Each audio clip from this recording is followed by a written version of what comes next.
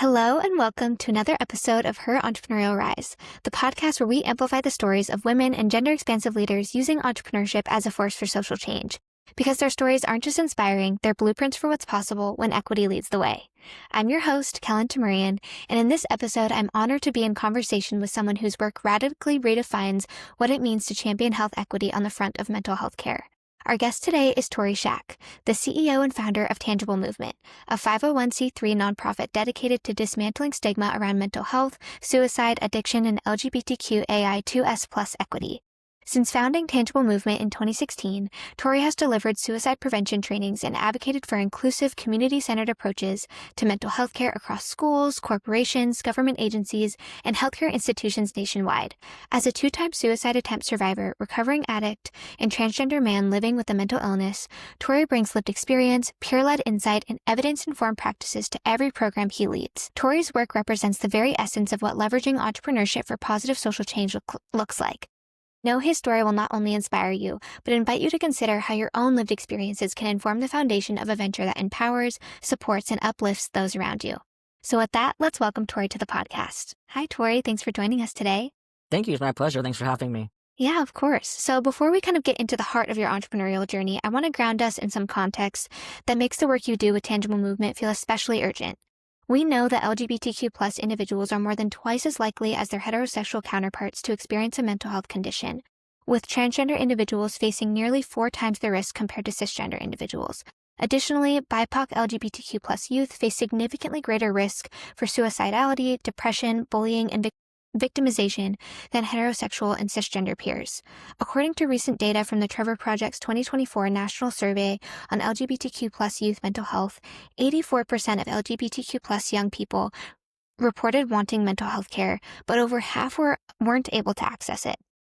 The most significant reasons being fear of opening up to someone, not feeling understood by providers, or previous negative experiences with mental health care providers. It's clear that the systems in place are failing those who need and deserve care the most, yet it's also in these gaps that powerful changemakers like you step in to create spaces of understanding, safety, and hope. So with that in mind, I'm curious what drove you to create Tangible Movement. How have your personal experiences in navigating mental health and identity helped to shape the organization Tangible Movement has become? Thank you. With that, I will go ahead and there's kind of a couple of different parts. But first of all, I was raised in Orange County, California. If anybody out there knows, it's very conservative. I'm 47 years old, so there wasn't even a T in the L, G, and B. My father was extreme racist and homophobe. And so I grew up with, not getting the mental health care that I needed because he didn't want any crazy people in the family, right? So 2010, my last suicide attempt was in 2010, and it took years of struggle, trial and error before I finally got stabilized on medication. After 2010, up until 2016, I was in and out of medications and depression. I was homeless at one point. But by 2016, I felt strong enough to create something bigger than myself. And that's when I founded Tangible Movement. The goal was simple. It was to end the stigma around mental illness, because at that time, there was not the whole mental health push, and talking about mental illness was taboo back then. And I had not transitioned yet. That came later in 2021. But what fueled me was my lived experience as someone who survived and didn't want others to feel invisible like I once did, and, kind of break the stigma that my father instilled in me.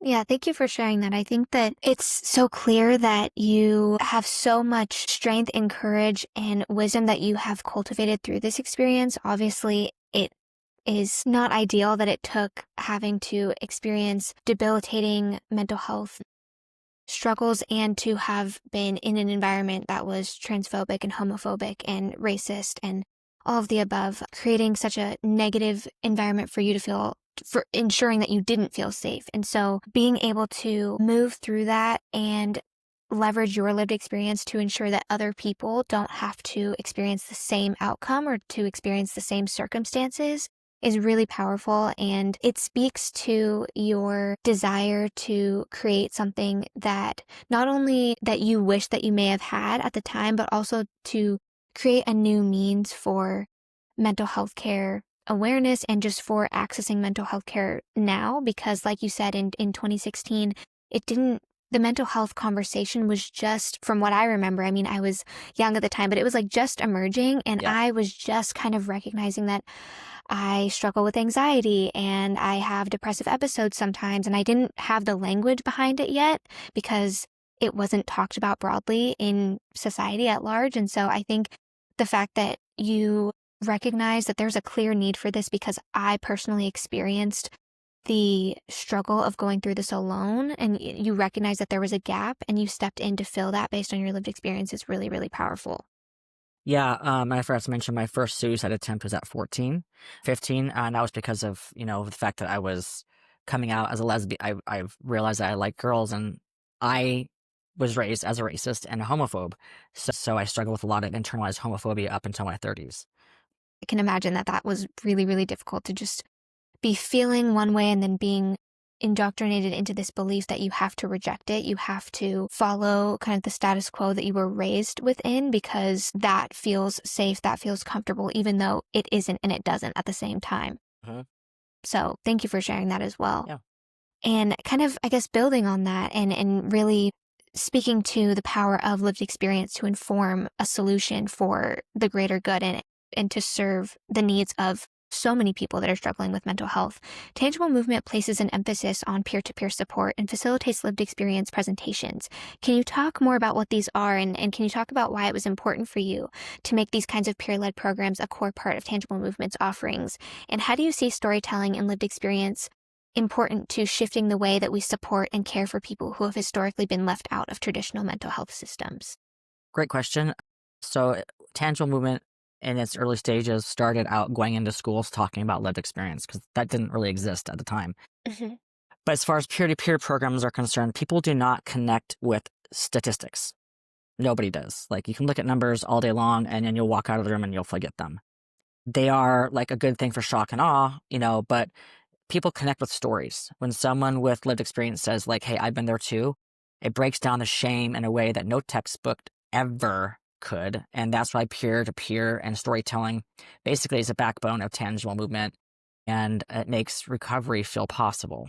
And that's based, as far as why we have these peer led programs, because I truly do believe that storytelling saves lives.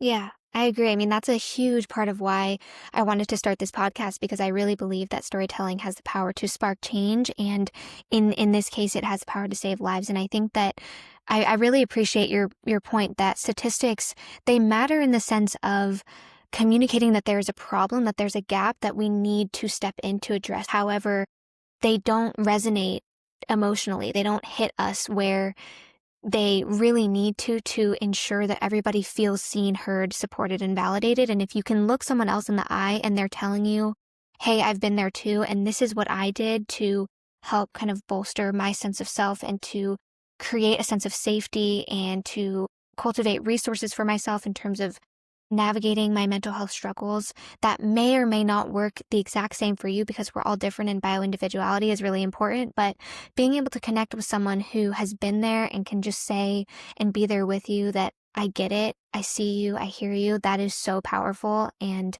I think it's really amazing that that is the backbone of Tangible Movement and that you've facilitated programs around that to really incorporate that into all of your offerings. Yeah, there's a plenty of other courses that you can take for suicide prevention or whatnot, and they're like, it's like a classroom, right? It's like a class, it's taking a class. There's PowerPoint presentation that's very broad. There's no lived experience. There's no feeling. There's no emotion about it. It just like teaches you, what do you do when someone is suicidal? You ask them if they're suicidal, and it just, it's just it's data driven and evidence based, but it doesn't teach people empathy Mm. and how to empathize. And then also a lot of these classes have like an order that you're supposed to like, okay, if they say this, then this. And so people then get really like flustered, like, okay, wait, did I say this first or this first?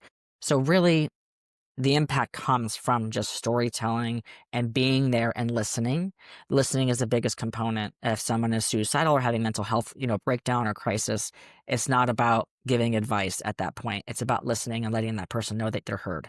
Yeah, yeah, absolutely. And I think that that also kind of speaks back to how storytelling and lived experience are really important for supporting and caring for people that have historically been left out of traditional mental health care systems, like those that are part of the LGBTQ plus community, because those stats and statistics might not actually reflect and represent you and your experience, because we know that people of minoritized backgrounds are often left out of studies from various different fields and capacities. They're not seen as the default of people that we should be including to create an actual diverse data set. And so leaning on storytelling to be like, I see you and I can understand your experience more than this data might, because I've been there and I am a part of the community that you belong to as well. I think that that is really powerful in really helping to close those equity gaps in terms of who is able to access mental health care support that actually serves their needs, because it's grounded in a deep understanding of the lived experience and the lived realities of those that are a part of that community. Yeah, and as far as peer-to-peer is concerned, it's very difficult to get a therapist, right? So like I was giving these peer-to-peer 6-week curriculum courses at a sober living residential treatment center that most of the people were coming out of prison. And they were just handed diagnoses when they're in prison, and they're just stigmatized by that. Like, they're like, no, that's not me. So I would talk about, okay, this is my mental illness. This is how it manifests for me. I wasn't able to stay sober until I got help with my mental illness. And I'll provide, like descriptions of what different mental illnesses look like and whatnot. And then I said, hey, if it hits your gut or if it feels like, I said, that's when you want to go talk to somebody. And I let them know also that you can go in with a friend.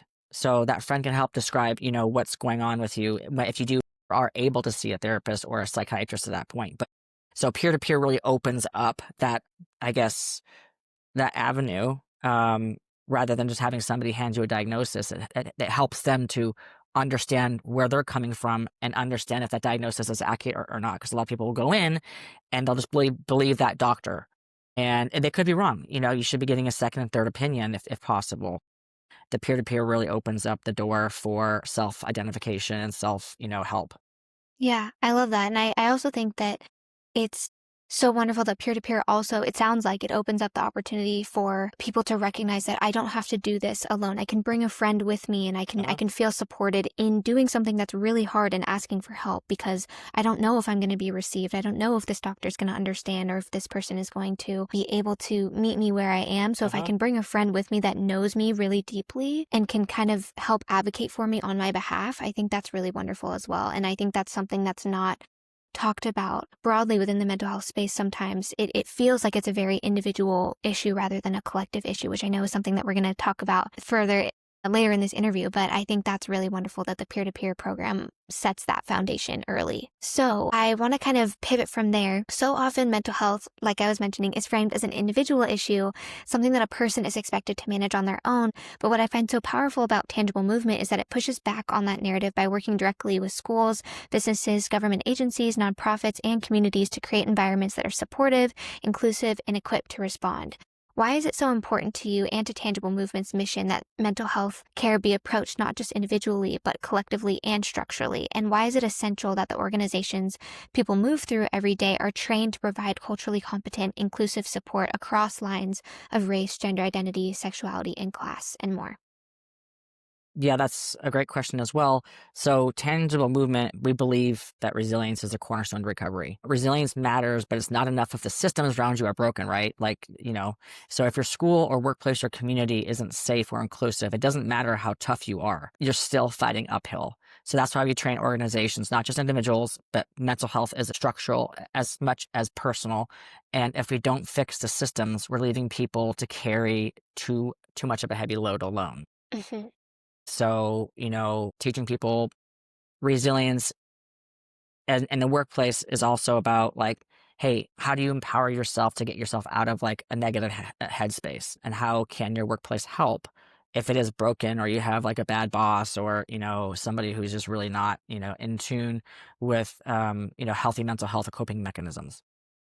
Yeah, it's so important to recognize that if the systems that we take part in as members of society, school, workplaces, our communities, if they're not equipped with the skills to support people across differences of race, class, ethnicity, gender identity, etc., if they're not equipped with the skills to support people across a range of different mental health conditions and illness, how can we expect people to then feel safe to ask for help or to just feel safe engaging in the daily tasks and daily activities that they need to as a functioning member of society? If they're not able to access support in those places, it's unreasonable to expect anybody to be able to contribute meaningfully and in a way that feels resonant for them to the work that they do, to the schoolwork that they do, to their communities, to their families, etc. So I love the fact that Tangible Movement focuses so heavily on let us not only support the individuals through our peer-to-peer programs or our lived experience presentations,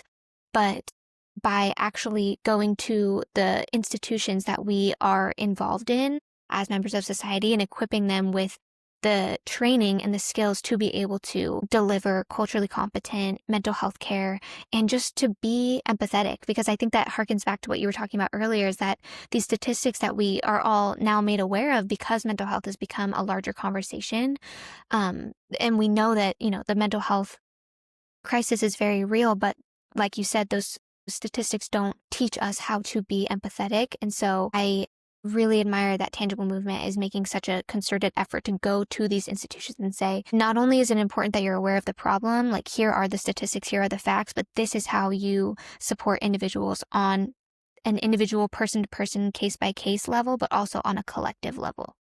Yeah, and we do present all the statistics when we do presentations. And a lot of times we'll interweave our lived experience. That's the whole point, is to get people to remember the statistics, like, for instance, having one protective factor, one adult in a youth's life that's a protective factor will reduce their suicide risk by 50%. So we have these types of statistics interwoven, and we absolutely use them, but that's not the end all be all. It's more about the storytelling aspect of it for these corporations as well.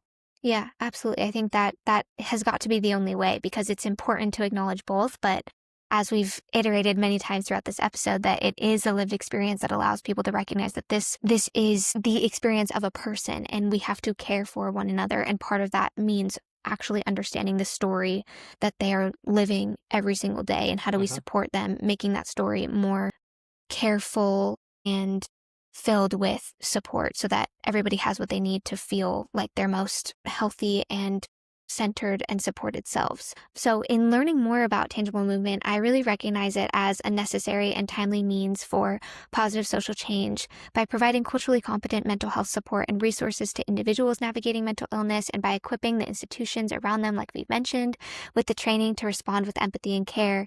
Tangible Movement is really paving the way for a more compassionate and collective response to mental health to become the norm. So I'm curious about how you went about building Tangible Movement. So I want to kind of start with, how did you secure early funding or resources to start your venture?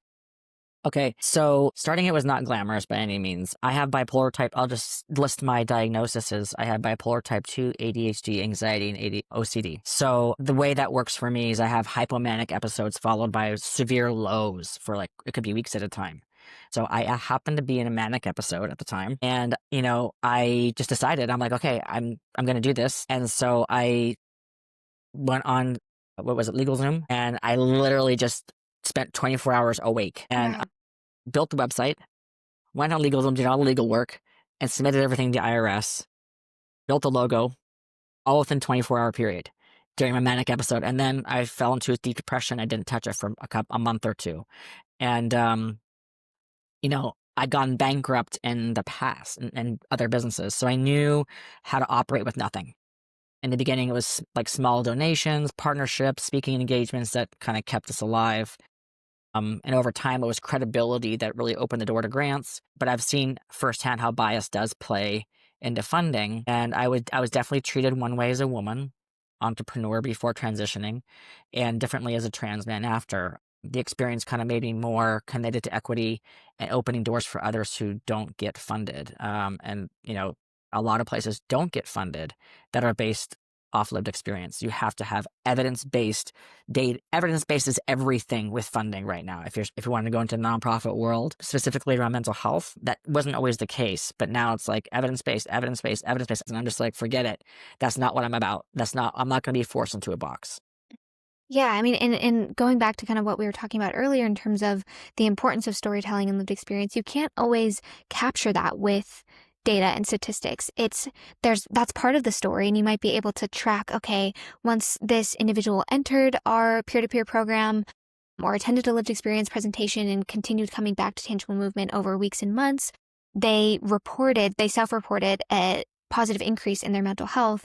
But again, that's person by person. And likely that's not what these funders are looking for in terms of evidence-based, because is case by case basis. Mm-hmm. And so that's hard.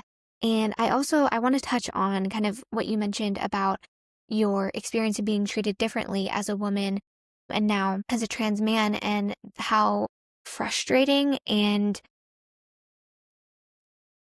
debilitating that must have felt to kind of think back on I've been doing meaningful work my whole life, regardless of how I present physically and how you perceive me, and to then not be taken seriously, or depending on what your experience actually was, I can imagine that was so frustrating, and I can imagine feeling dejected. Mhm. And so if you're comfortable sharing a little bit more about that, how have you kind of navigated your gender identity now, ensuring that you are communicating your needs and what is really important for your venture and your business in a way that you feel affirmed and comfortable and confident in who you are? Like, how do you kind of navigate those environments where you might be encountering discrimination or a kind of hesitancy where you might recognize that somebody is not as accepting of trans individuals or as accepting of the LGBTQ plus community in general? Yes. So I'll go back to when I had my first big business was I out of college and was in my early mid-20s, and I started a mortgage company, and I had 50 people working for me at that time. I was closeted because in that period of time, like, being a lesbian was not cool by any means. It was not accepted. So I actually wore a wedding ring and acted as if I were straight, because that was the only way that I would be kind of taken seriously in the real estate mortgage world back then. And other jobs that I've had where I've had male bosses or whatnot, as a woman, a lot of the men would oftentimes get promoted, right? So there's a lot of men who were half as qualified as me, but because they're white and privileged, they would get promoted or they would get the accolades. And then a lot of these guys also would take credit for my work. And so as a female, I just wasn't able to climb that ladder at all. It was extremely frustrating. So, and let's just put it mildly here, or funny, I did choose a really good time to become a white male. So as walking around as a male, I would say, as far as like funding, not so much, but what's interesting to me is I've seen things from both sides. Like, for instance, when I'm walking down an alley, right? I don't have that fear anymore of like being accosted, but I know how it feels. So when I see a woman walking, I'm not a big person by any means, but still I'm aware of what they could be thinking. I see the keys like through their fingers, right? So I always do the best I can. Like, I'll just look at my phone and I'll walk and just completely ignore them, not just to make sure that they don't feel uncomfortable, because I know exactly what that feels like. Mm-hmm. So I would say, as far as being a man, like, yeah, I get away with a lot more things for sure. And job opportunities in today's world. I appreciate you kind of saying it's not necessarily specifically in relation to funding in terms of where you feel the difference, but just in your daily life and in the workplace at large, where job opportunities are more accessible to you now than they were previously, and you're not having somebody else take credit for your work. You are seen as a competent, credible individual, and you're taken seriously in that way. And I'm sure that translates to funding in some capacity if you're pitching somebody, but I think that capturing the reality that your lived experience now compared to before you transitioned is different, and acknowledging that because you have the lived experience in both environments where you know exactly how you felt, where you felt unsafe. And so even just in your daily life, like you mentioned, in terms of walking down the street, you are making a concerted effort to behave in a certain way because you know exactly how it feels to be on the other side. And Yep. I think that can only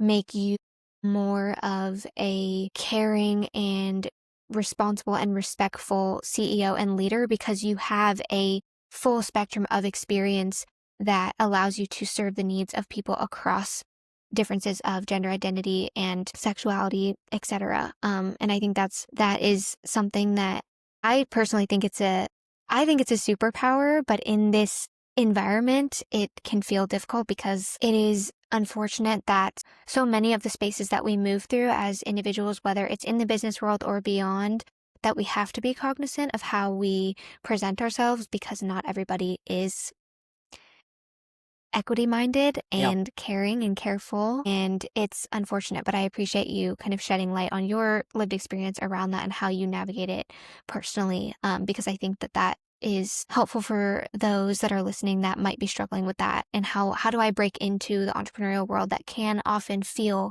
exclusive to communities that I don't belong to? So kind of with that, and the difficulties of kind of navigating this space, I'm curious about how you went about building a team or support network to bring your mission to life. And how did you speak about the problem and your vision to get others to believe in it and want to be a part of the mental health solution that you were creating?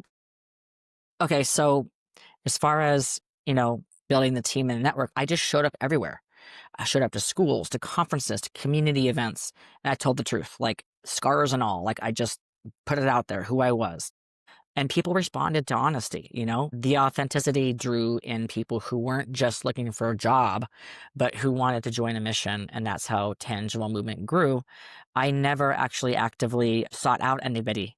It was always serendipitously that we'd be connected somehow. Like, for instance, my COO, I was on LinkedIn and I was looking for, I don't know, something storytelling wise. I don't remember what it was. I clicked on her LinkedIn and I'm like, oh, okay, it wasn't what I was looking for. And then she wrote me back instantaneously. And she's like, hey, I just saw you looked at my profile. And I'm like, oh, yeah, but you're not, you're a media company. She's like, yeah, but I'm, I looked at Tangible Movement and what you do, and I really want to get involved. And I'm like, okay, well, let's have a meeting. And we had a meeting. And I mean, she's fantastic, an amazing human being, and she's an ally. And this is when I was a female, and she's a female. And, we just hit it off. And every single person who's come into Tangible Movement, I've gotten lucky, very lucky, where it just so happened that the universe put us together in there was never an interview process. It was, how do I feel when I'm with this person, right? It was more like, okay, I feel the authenticity. I feel that they're passionate about this. I feel that they're not just utilizing this for a job or for their resume. And that also comes along with being a salesperson. You have to read people. So that's how it's happened. You have to have people that believes in your mission. Mm-hmm. And that doesn't come through interviewing. That comes through usually people reaching out like, hey, how can I get involved? So that's how I built it. Yeah, I really appreciate that perspective because I think the point that you made in the beginning where you were talking about how you led with honesty and vulnerability, you just showed up. First of all, you put yourself in environments where you could meet people that would want to say, hey, I resonate with and believe in what you're doing and I want to get involved. You took the initiative to put yourself in those spaces, whether it was in physical spaces or on LinkedIn, kind of searching for people and reaching out. But being honest about your personal experience and then also being so clear in delivering the message about what your mission is now based on your experience. I think that is so critically important when it comes to networking and to making connections is just being open and honest about this is what I experienced and that is why it led me to create this. And if you resonate with that, like let's do something together. But if not, that's okay. I'm here sharing about my story and my experience. And I think to your point too of the universe kind of puts people in your ether that connect with what you're doing. You just have to keep leading with authenticity and keep showing up and putting yourself out there and people will come, but also recognizing that it's not just sitting and waiting. It is also going out to those spaces like you did. I think that's really, really insightful. So to kind of wrap up, what advice would you offer to someone with an entrepreneurial mindset and desire to do impactful work and make a change in their community or field? The number one thing I would say, if I had to say anything at all, was to fall in love with resiliency, because that is absolutely what you're going to need in order to succeed as an entrepreneur. You're going to fall on your face a number of times. Ideas are easy, right? passion's everywhere, but resilience is what keeps you going when everything falls apart. Gen Z especially needs this message. They get called sensitive, and sometimes that's true, but that sensitivity also means that they're empathetic and socially aware, right? These are qualities the world needs. But the key is pairing that with grit and discipline. And that's why we teach resilience courses to like Gen Z. Resilience doesn't mean never breaking. It means learning how to bend, recover, and come back stronger. So if Gen Z can toughen their sensitivity into strength, they won't just spark change, they'll sustain it. Resilience is key. You have to be able to put the grit in and be able to go with the highs and the lows and the parts that suck, like paperwork and taxes and all that kind of stuff. There's a lot that goes into being an entrepreneur, and you have to be willing to fall on your face and get back up. You have to truly believe in yourself and know how to speak, know what your product is, know where you're going, your vision, and know that people are going to say no to your face, and be able to, take that and just continue to move forward. So that would be the best advice that I would give, is resilience is key. Must have it. I really appreciate that. I think that your point that Gen Z is empathetic and sensitive, and those are the qualities that the world needs. And also because if the resiliency is not there, it can be very easy to then be hit with rejection and take that very personally, because we are empathetic and sensitive. And so recognizing that those traits are really, really powerful and so important and necessary to be able to do work that really matters, because it's grounded in this desire to help others. That's so important, but we have to be resilient with that. And with those skills have to be coupled with resilience, because like you mentioned, you're going to be told no, you're going to be, rejected likely time and time again, but it is so powerful when we're able to harness that empathy and that sensitivity and that care for the world around us, and create a kind of force field of resilience around ourselves so that we can continue to leverage those wonderful traits, but ensure that we can do so in a way that's sustainable, and that we don't then doubt ourselves and doubt what we're bringing to the table because other people might not see the value in it yet, because we haven't fine-tuned our pitch yet, or we haven't, right. All of that stuff. So I really appreciate that perspective a lot. And to listeners out there, just to be clear, if someone's rude or says something rude to you or whatnot, it's not about me, it's about them projecting. And so you got to keep that in mind. Or people just don't have the money, or they're just not passionate about the project you're working on. But again, cannot take things personal, because if you do, you're going to give up, and you can't give up. If you're really truly passionate about something, you got to continue to move forward through adversity and through people telling you no. Yeah, absolutely. Well, thank you so much for coming on today. This was such a wonderful conversation. I think that was such a wonderful message to end on. I'm so excited to stay up to date with what Tangible Movement is doing and to stay connected with you on social media. All of the links for everything will be in the show notes below. So for all you listeners that are interested in learning more, that'll be there for you. Thank you so much again for coming on. It was such a pleasure. Yes, thank you for having me. Thank you for joining me for this episode of the Her Entrepreneurial Rise podcast. The Her Entrepreneurial Rise podcast was founded, hosted, and produced by me, Kelen Tamurian, president of the We Lead Student Board, with support from the Burke Center for Entrepreneurship in the Foster School of Business at the University of Washington. I'm so grateful to have you along for these conversations, amplifying the stories of impact-minded women and gender-expansive innovators whose ventures and life's work shine a bright light on the radical possibility of entrepreneurship as an engine for positive social impact. If you'd like to learn more about the entrepreneur or leader featured in this episode, their journey, business, and mission, be sure to check out their website and social media platforms, all linked in the show notes. There you'll also find a list of the statistics, articles, and resources mentioned in this conversation for your further research and exploration. To stay connected with the Her Entrepreneurial Rise podcast and the Women's Entrepreneurial Leadership Program at the Burke Center for Entrepreneurship at the University of Washington, follow us on social media and visit our website, both linked below. And if you enjoyed today's episode, please rate, review, and share the podcast with a friend, classmate, or fellow believer in the power of entrepreneurship to spark positive change. Your support truly means the world and is the best way to help grow the show. I'm so happy you're here and part of the Her Entrepreneurial Rise community. Thanks again for listening, and I'll see you next time.